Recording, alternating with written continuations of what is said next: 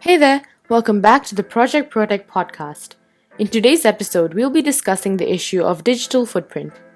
A digital footprint is a trail of data that you create while using the internet.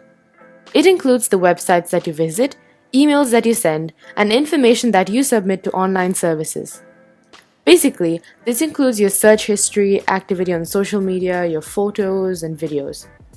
Your online activity is always being tracked by companies whose services you use. They track your activity and collect your data for their own benefit, which may be sometimes to advertise relevant products to you. This is why if you search up about buying a Nintendo Switch, your whole Instagram page will be flooded with advertisements for the Nintendo Switch. It might sound scary that people can track and find out everything that you've been doing online, but you can learn to protect yourself by maintaining a safe digital footprint. First, let's learn why a digital footprint is important. You may be wondering, why is a digital footprint so important? Well, your digital footprint is important because in today's technology-dependent world, people have two reputations, an online reputation and an offline reputation.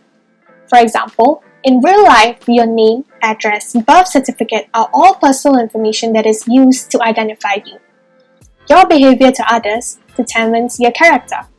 When you are online, people can view the things that you post and comment on your social media. This also shapes their understanding of your character. Having a clean digital footprint is important because it affects people's perception of you. Did you know that universities and companies actually check people's digital footprint before hiring or admitting them?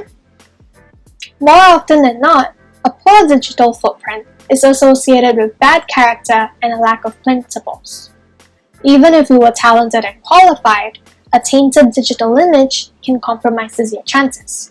This is why having a good digital footprint is so important. That being said, what happens if we are not mindful of the information we leave online? Some people may argue that there are upsides to leaving behind data on the internet, as this allows the algorithm to tailor advertisements you see online to your likes and dislikes.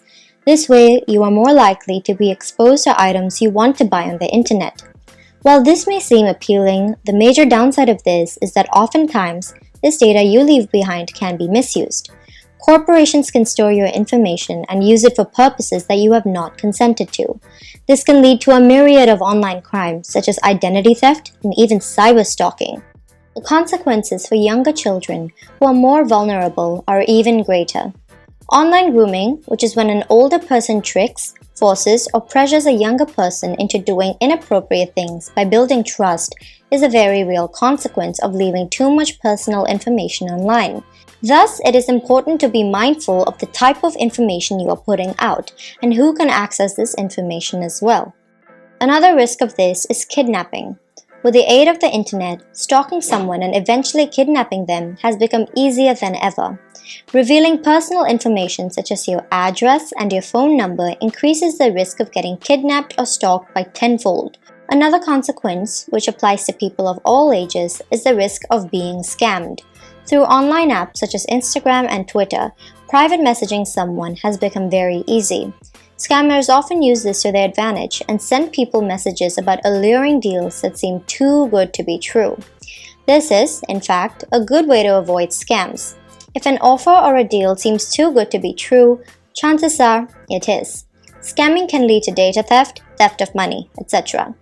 Another long-term consequence of being careless with the type of information you leave online is loss of reputation. Potential employers often look up their candidates on apps such as LinkedIn. So do college admission officers. Anything insensitive written on the internet can be traced back to you by them and can hurt your chances at future jobs or university prospects. Lastly, as covered in the previous episode of our podcast, the information you share online can be altered or misinterpreted to seem defamatory. Thus, remember to be careful about who you allow to view your content.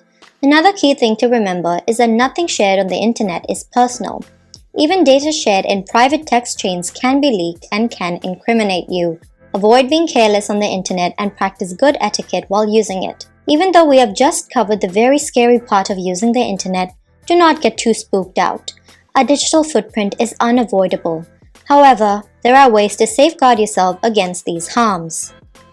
So, how can we maintain a good digital image of ourselves online? Well, the most obvious way is to control what personal information of ourselves is revealed online. As mentioned earlier, people can learn about our likes, dislikes, and all our private information through our social media posts. When we post, our personality is bound to be revealed. This is okay, but sharing personal info is not. More often than not, our Instagram bios contain our prior and current scores, level, age, and birthdays. These are all private information that should be kept private. A good tip to distinguish what is okay to be shared online and what is not is to ask yourself whether you're comfortable with a complete stranger knowing this information. Still, setting your social media account to private and only adding people you know personally is the safest option. Similarly, consider whether what you post may place you in a negative light if your friends, family, or even teachers saw it. Once online, these posts exist indefinitely, even if you delete them. These can be shared with a larger audience without your consent. For example, when you're tagged in a friend's post. If you are tagged in a post that you're not comfortable with, you should untag yourself and talk to your friend. Respect others' privacy and seek consent before tagging your friends in posts as well. How can I protect myself online in other ways? Well, on social media, you can avoid adding your locations to social media posts such as on Instagram and Snapchat. If seen by the wrong people, this may put you in the danger of stalking and even kidnapping. You may think that all your private messages on social media accounts are kept private. You're wrong. The respective social media companies have access to everything about your account, regardless if it's public or private. With your activity being so easily accessible, it is important that you moderate and control what you post and say on social media. Do not post or associate yourself with any insensitive posts about topics such as race, religion, gender, etc. Making mean remarks anywhere on social media will leave a mark in your digital footprint. Coming across insensitive and unnecessary comments that you have made can give anyone a bad impression about you. I used to think that I was very safe online, as all my accounts are private, I don't share personal information online, and I only allow people who I know to follow my account. I have even Googled my full name and nothing appears. But recently, I Googled my Instagram username followed by the word Instagram. The thing that really shocked me was that every public account that I followed appeared, and you could see if I had liked or commented on a post. I found websites such as saveig.org, mystock.net, piwalks.com, and many more. These websites are touted as Instagram web client tools, photo and video downloaders, and there are even websites that help people hack into private accounts. When I learned about this, I immediately wanted to delete my account because I felt so unsafe. And sadly, I have done my best at being safe online, yet these sorts of websites do still exist. This really made me question the security features of these social media platforms as well. So we should all keep in mind that even though our accounts may be private, we should still be cautious of what we post on them, as people can access them from just a simple Google search. We hope that you have learned more about your digital footprint and online safety. Take the necessary precautions that we have mentioned to be safe online. That's all for today's podcast. Stay tuned for the next podcast, which will be next week, about the topic of online relationships. Thank you so much for listening. See you next time.